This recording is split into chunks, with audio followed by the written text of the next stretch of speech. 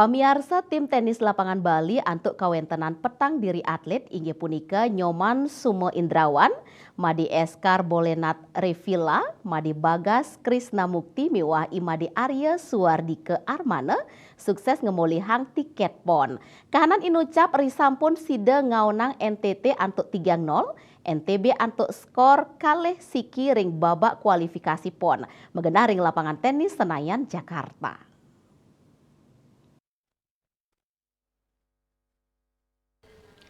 Selami malomba ring ibu kota, para atlet kesarengin oleh pelatih Putu Yasa miwah manajer tim Wayan Edi Mahendra.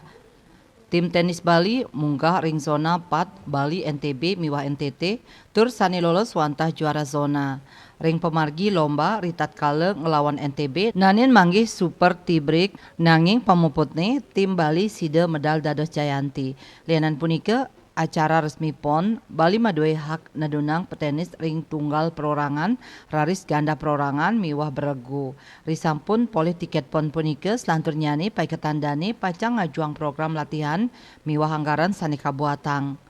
Ngurah Dwi Nugesang, pamekas ring cabur tenis lapangan, petenis nasional sane ngranjing timnas Davis, wiadin atlet SEA Games kantun kedadosang tedun lomba.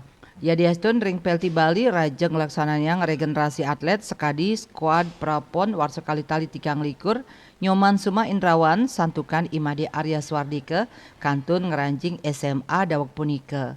Daniel Fajri Bali Pos Kuningayang.